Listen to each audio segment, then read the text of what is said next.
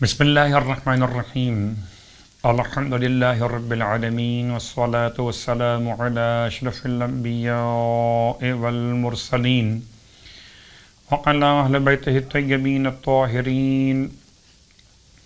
ماہ مبارک رمضان کی دعاؤں کا سلسلہ جاری و ساری، اور اس اعتبار سے ہم شب کی دعا تلاوت کر رہے ہیں۔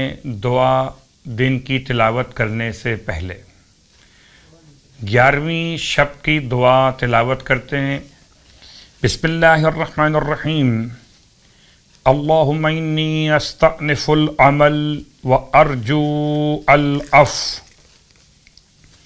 وہذہ اول لیلۃ من لیالی الثلثین، ادعوک باسمائک الحسنی واستجیر بک من نارک التی لا تطفأ، واسألک ان تقوینی علی قیامہ وصیامہ، وان تغفر لی وترحمنی انک لا تخلف المیعاد۔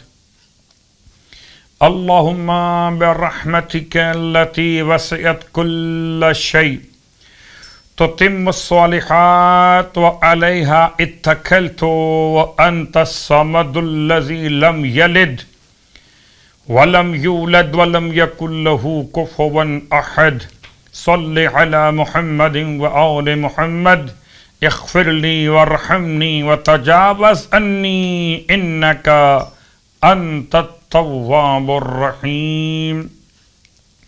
شب کی دعا تلاوت کرنے کے بعد آئیے شب کی نمازوں کا بیان۔ روایت مولائے کائنات علی ابن ابی طالب علیہ الصلاۃ والسلام ارشاد فرماتے ہیں 11ویں شب میں 2 رکعت نماز ادا کی جائے، جس کی ہر رکعت میں سورہ الحمد کے بعد 20 مرتبہ سورہ انا اعطیناک الکوثر کی تلاوت کی جائے۔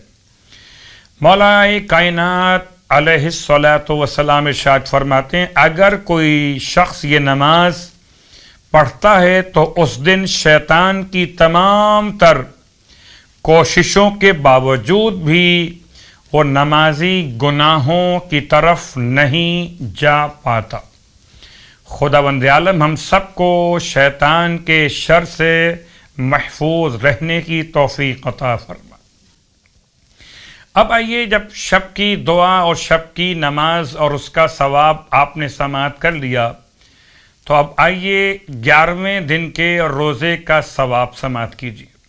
سرکار ختمیہ مرتبت صلی اللہ علیہ وآلہ وسلم ارشاد فرماتے ہیں کہ 11ویں دن پروردگار عالم تمہارے لیے 4 حج اور 4 عمروں کا ثواب لکھے گا، اور حج ایسا ہوگا جو پیغمبر کے ساتھ انجام دیا گیا ہو، اور عمرہ ایسا ہوگا جو کسی شہید یا صدیق کے ساتھ ادا کیا گیا ہو۔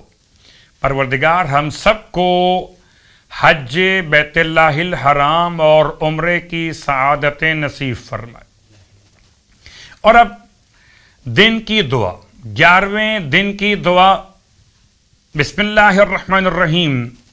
اللہم حبب الی فیہ الاحسان وکرہ الی فیہ الفسوق والعصیان وحرم علی فیہ السخط والنیران بعونک یا غیاث المستغیثین۔